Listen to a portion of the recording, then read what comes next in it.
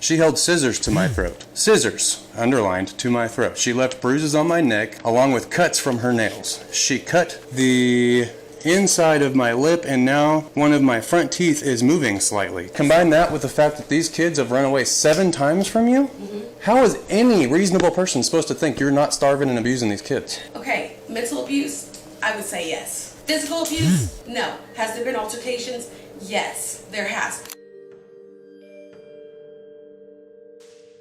You are watching a police interrogation recorded in Piedmont, Oklahoma. A foster mother sitting across from an officer, casually admitting to mental abuse while denying everything else, even as the evidence piles up around her. Children who ran away 7 times. A pantry with a lock on it. A letter hidden in a closet describing terror, starvation, and violence. Today, we are going through this case in full. The interrogations, the letters, the confessions. Because what happened inside that home needs to be heard. And it needs to never happen again. Don't run, or I'll chase you and put you in handcuffs. I know you don't. Let's go talk about it. But until you're in my car, we're not talking. Stand up. Stand up! Yes. Are you going to listen? Yes. I don't want to yell at you. I want to be nice to you, but I'm not going to chase you. Like, I'll tackle you before you have time to run. Do you understand? Yes. Okay.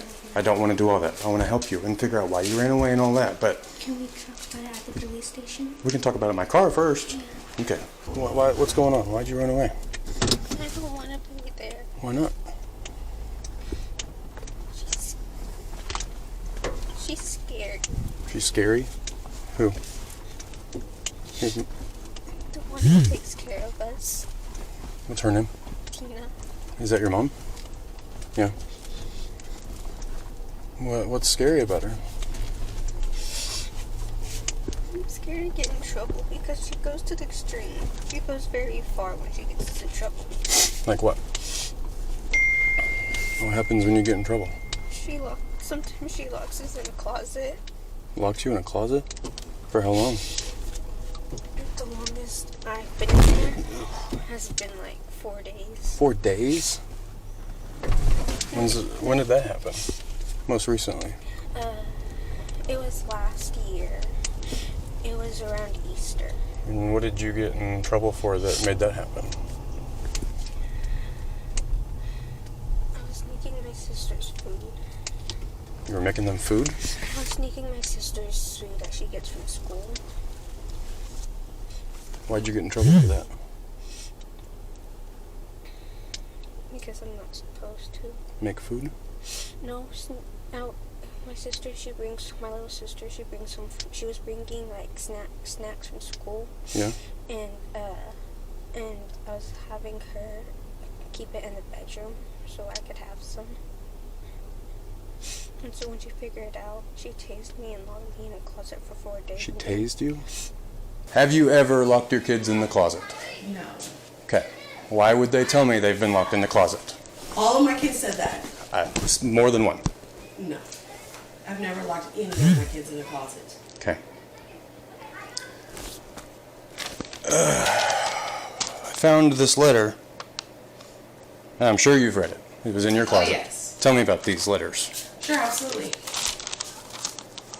I mean, why is she saying all this horrible stuff is happening to her if... She does that. It's how she vents. Right. I mean, is it the truth? I mean, those are old. I don't know. Like, She's talking about being beat up. She's talking about having scissors to her throat. Talking about pulling you off of her and you telling her you would have killed her. That's when we had an altercation.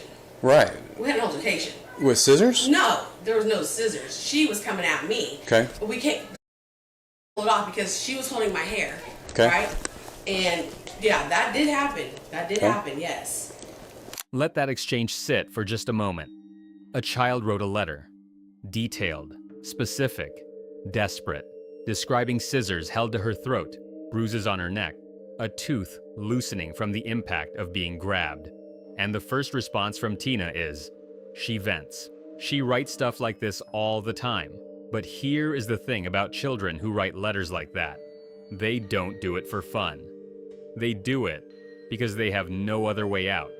No school, no counselor, no doctor, no one to talk to. Just 4 walls, a locked pantry, and a camera watching their every move. This is the story of what investigators uncovered that day and the days that followed, told through the very words spoken inside that interrogation room. How do you discipline these kids?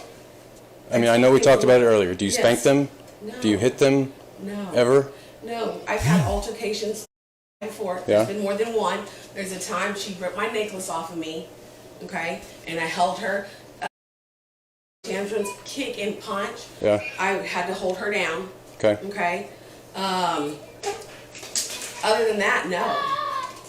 Typically, what does dinner look like here? I don't cook every single night, but dinner, the kids will do either, most of the time the little ones like pizza, Hot Pockets, chicken nuggets, peanut butter and jelly. The big girls, Jade, you want a flashlight? like, I just did beans.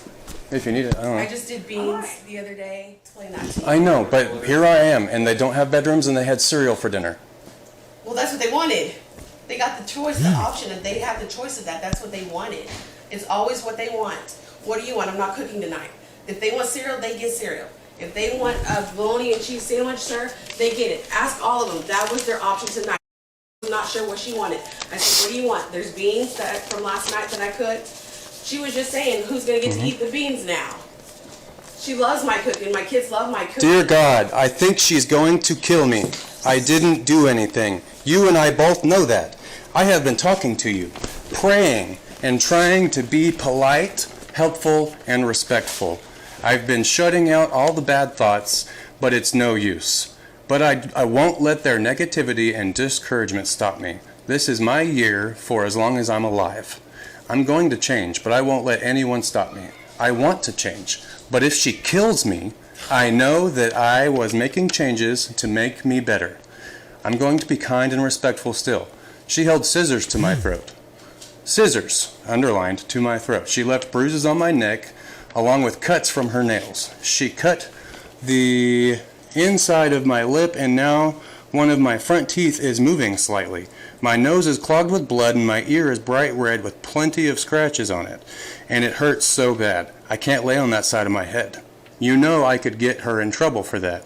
And the fact that she said, I'm going to That's kill not her altercation. with at least 2 people besides me that can verify that. Then she whispered to me, if Katrina didn't stop me, I would have choked you till you passed out. And I'm the sick, twisted one, but no, I'm going to stay here just to prove what I can change. Yes. Tina, combine that with the fact that these kids have run away 7 times from you? Mm-hmm. How is any reasonable person supposed to think you're not starving and abusing these kids? Okay. Mental abuse, I would say yes. Physical abuse, no. Has there been altercations? Yes, there has. Starving, like you said, I feed them, but it's not the foods like you're saying your kids get. No, I quoted the noodles that you okay. said. Okay, you said noodles, I said noodles. Okay, we're If not. I'm starving, then why do I have all If this food? if you're feeding them, why are they skinny? Have you talked to them about that? I have. And what did they say? That's not what we're talking about. I'm asking you questions right now. If you're feeding them, why are they skinny? Why are they skinny? That question, simple as it sounds, is at the heart of this entire case. Tina had an answer for everything. The locks were for protection. The cameras were to stop runaways. The food choices were the kids' own decisions. But the officer kept returning to one undeniable visible truth. These children were underweight, visibly so. And when pressed on why they hadn't seen a doctor, not in 2 or 3 years, Tina had no real answer. Because there isn't one. There is no explanation that makes sense. No justification that holds up. When a child in your care has potentially had parasites, and you never took them to a physician. Let's continue with what was said next. Are you eating? Is your husband eating? Yeah. Those boys are eating, at least it looks like it. I haven't looked at them real close. But those 2 older girls? You can't look at me and tell me they're eating enough. Tell me they're eating enough. There's a time we thought they had parasites. I even bought them parasite medicine. It's around here somewhere. Did they go to the doctor? No. When's the last time they've been to a physician? Because it's been a while. How long is a Because- while? See, I think the last time for was to get a shot and the dentist to get her retainer taken out. So maybe 2 or 3 years ago. They haven't been to a physician in 2 or 3 years? No. Look how skinny they are. You thought they had parasites? 'Cause she And you told me didn't take them to the Google. doctor? She told, I've had parasites. You I should go to took the doctor drink. if you have parasites. You should take your children to the doctor if they're skin and bones, Tina. You're right. You're right. You're right. So why haven't you? Why aren't you feeding your kids? Why haven't I taken them to the doctor? I have no excuse. Okay. Why aren't you feeding your kids Why enough? am I feeding Okay, them you feed enough? them. Why aren't you feeding them enough? What is enough? Because like I explained earlier, they were gorgy. Are you feeding those kids enough? Enough? Okay, can I ask you a question? Yes. What would be enough? Is 3 times a day enough? Okay, Two, that- 2 to 3 times a day? So, Because I- sometimes, like I said, in the morning, the girls will just have a glass of milk. Okay? But they have lunch and they have dinner. They never skip that. Okay. Never. We're circling right back around to if they're not skipping meals and if they're getting fed enough, I wouldn't be able to see their bones through their skin like that. Yeah. So maybe, And- like you said, and- I should and- take them to the doctor.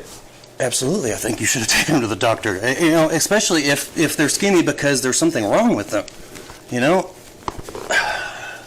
if they're skinny because there's something wrong with them, they need to go to the doctor. If they're skinny because you're not feeding them, you need to go to prison, right? Right. But you haven't fed them enough either. Okay. Look at them. It breaks my heart when I found that girl and she stood up, Tina. I don't know how you stay here with her like that. She's tiny, She covers herself. She's always covering herself. but that doesn't mean it's not there. I know, but she covers herself. She does. I've been trying to get her to do more, drink more, eat more, and everything. Give her Gatorade. Said maybe you need some electrolytes. I did. Started buying more oranges and apples, nutrients. Bought more canned food. Hey, you need to eat some vegetables. I have. And then you Ask her. keep it all locked up and you don't let them have snacks until you get home. Well, I'm always home. Now, Yeah. Yeah. But I let them always choose. What do you want to eat? It's their choice. They choose. Tina, please. This is a pattern you will see throughout this entire interrogation.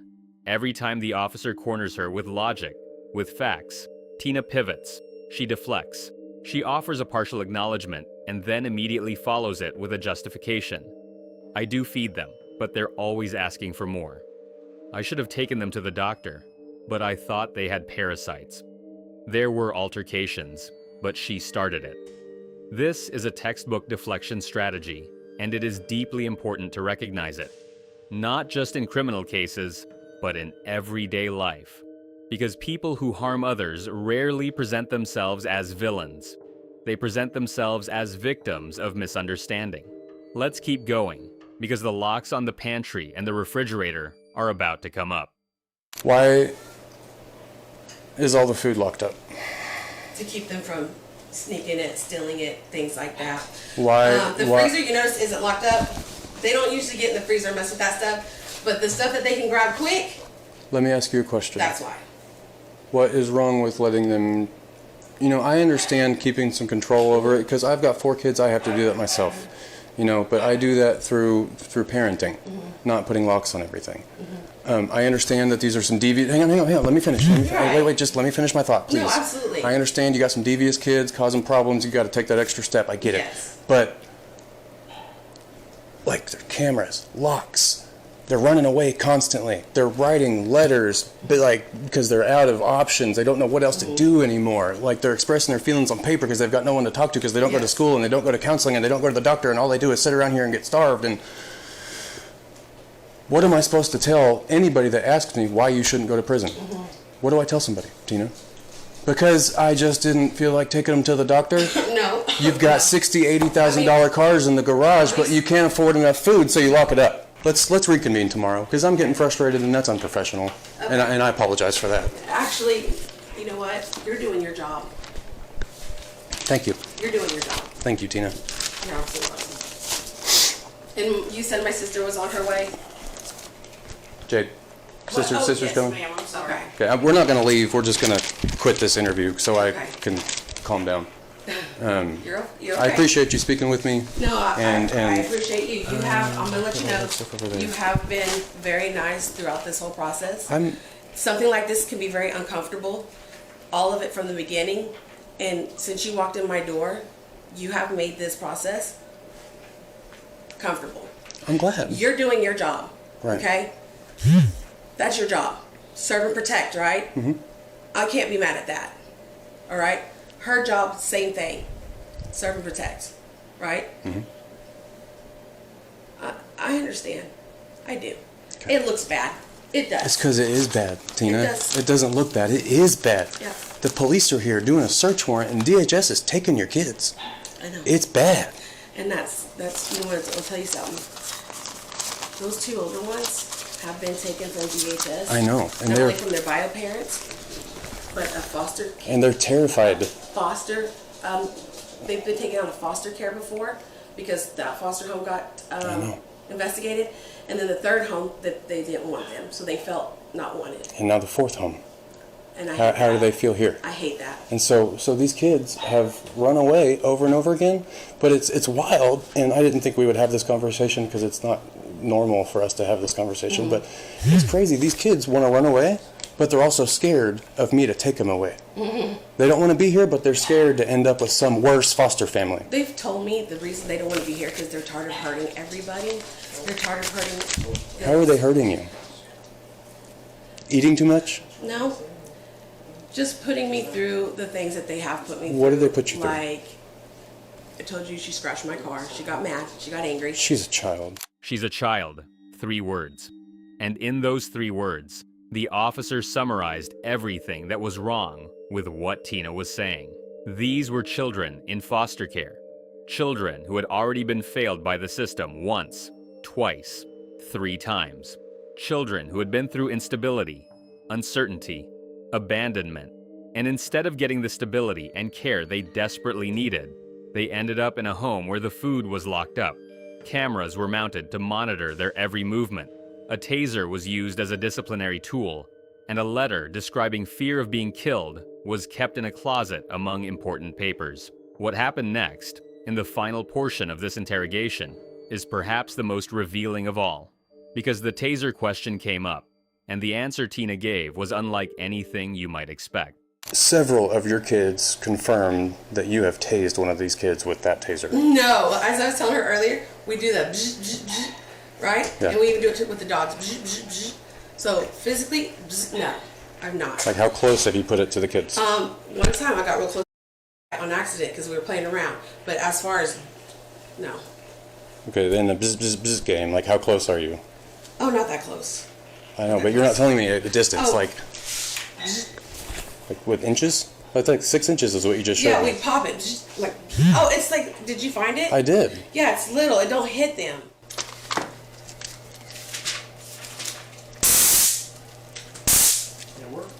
Yep. I guess that's coming with me. You need me to open the pantry? Is it fingerprinted? Oh no, you press mode. Okay. You and Anthony are coming with me. We're going to jail today. We're going to jail. Yep. Okay. So I'm just being straight with you. I don't want to argue and fight and all that, but that's what's going on this morning. Okay. So just get some shoes on, what you need to do, and then we're gonna head out. Okay, I'll get dressed. Okay. I'm not gonna stay out here though. I'm gonna come in just so I make sure you That's don't. okay. Okay. That's okay. It's like I can't catch a break. It's like Well, everything's. I didn't know about this stuff until Friday, whenever I got involved with it, Anthony. That's the first time I got involved. You know, maybe if you and I had spoke Thursday and you were saying this situation's terrible and we need help, maybe this would look different. But the police got involved and found the conditions the way they were, and it's not good, Anthony. Okay? So, man, I really don't know what to tell you other than you should have done something, I think. That's the thing. I'm thinking to myself, I'm like, what should I have done? What should I have done? Because at the same time, I did make sure. I told her, I was like, hey, like, I asked her. You knew what you were getting yourself into, man. I mean, like, you should have taken him to the doctor. You should have taken him to somebody, a professional. I'm not. They're adopted. I'm not on their paper as like that. I know that, but you got to know the family before you even got married. Right. You got to know the family and made sure that was something you wanted to be a part of. Right. So when you marry a woman with kids, those are your kids, your stepdad. She always takes them to the hospital before the start of school. That's for the babies, man, not the big ones. The big ones need to go to the doctor. I thought she did that. No. And she told me that she thought they had parasites and that she never took them to the doctor, even then. I mean, so I don't think that the defense of you just didn't know is going to fly for this, truthfully. I don't know what else to say. It's So- like I can't like lie. I can't lie. No, I don't want you to lie. That's the last thing I want you to do. Right. It's like what do I say? What do I do? I don't know I wish what to that there do. was something that you could tell me that you did to protect the kids. That's what I wish you could tell me. Is there anything you did to protect them? I mean, thinking about it, let me see what I did to protect them.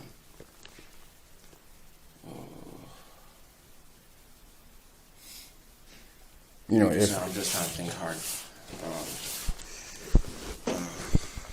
Anything that I did to protect them.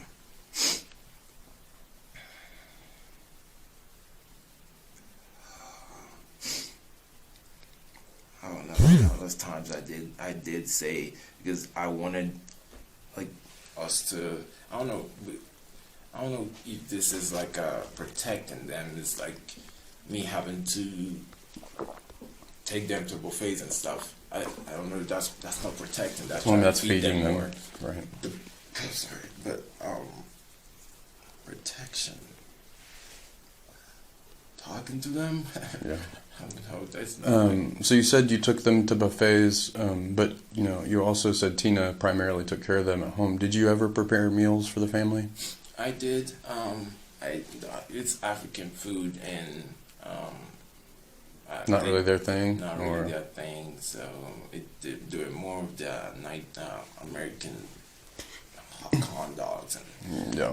things like that. But as far as the African side, they always say it's spicy. So I'm just say, okay, I'll eat it myself. So Right. and then all I just did was that I just kind of made rice and just ate the stew that's in the fridge, or I buy noodles, and there is some African noodles that I eat, and that's I cook for myself, and that's it. Okay. You know, you understand what you just explained to me, right? Mm-hmm. You don't feed the kids. We feed the kids. You don't feed the kids, right? You said it's her responsibility. Yeah, she's the okay, one that feeds but she's not feeding them either, is what it looks like. No, she says she feeds them, and I did tell. I asked Do you her. see her feed them? Yeah, in front. There was one time when I had this argument with her, I watched her. She doubled, like, there was a time they were eating, like, What argument were you having with her? it's mostly about this kids, man. It's like, I always tell her, hey, like, pretty much with the two, first I was, like, questioning, like, why the hell do you have, like, why do you have all these locks, blah, blah. And then she goes, well, it's because, they every single time trying to run away, so I'm trying to stop it from happening.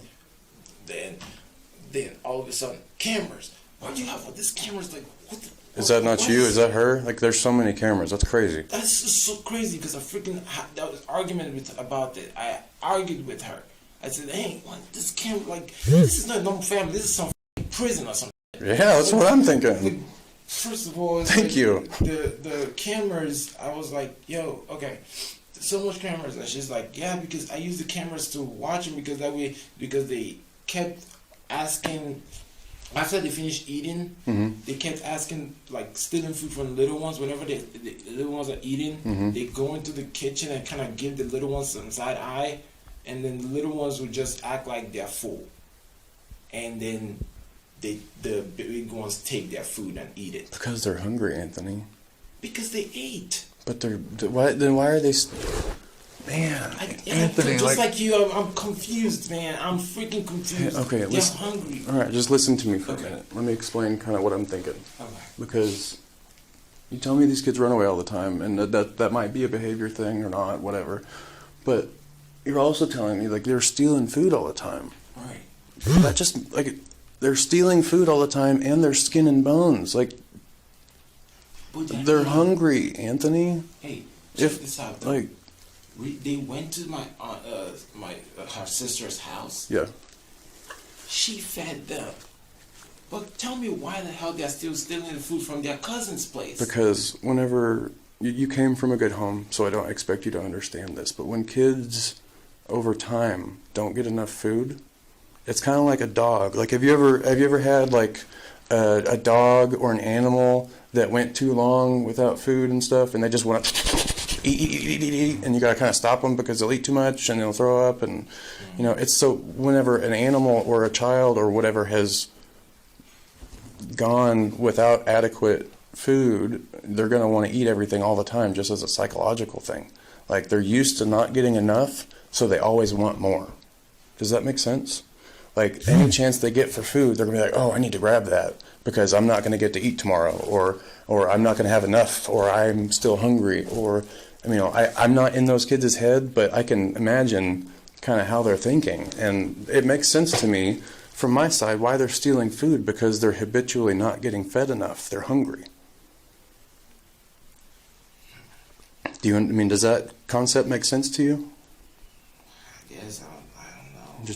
It's just, I don't know, man. I've never dealt with shit like this before. All right. I don't know where to begin. I don't know what's going on. I don't know. All I just know is that my whole goal for this was to have a good family, like turn something that was bad back to being good. That's all I wanted. Turn something that was bad into being good. Those were Anthony's exact words. And in another context, that might sound admirable. A man wanting to build a family, to give children a home. But good intentions cannot substitute for protection. They cannot replace a doctor's visit. They cannot unlock a pantry. They cannot undo the nights those children went to bed hungry. They cannot erase the letter hidden in that closet. Tina Ramirez and Anthony Bazo were both taken into custody. Tina was charged with multiple counts of child abuse and neglect, and additionally charged with assault and battery with a deadly weapon. Anthony also faced charges of child abuse and neglect. Both were expected back in court. The children were removed from the home, and for those kids who had already been through 3 other foster placements, this was not the ending they deserved. It was, hopefully, the beginning of something better.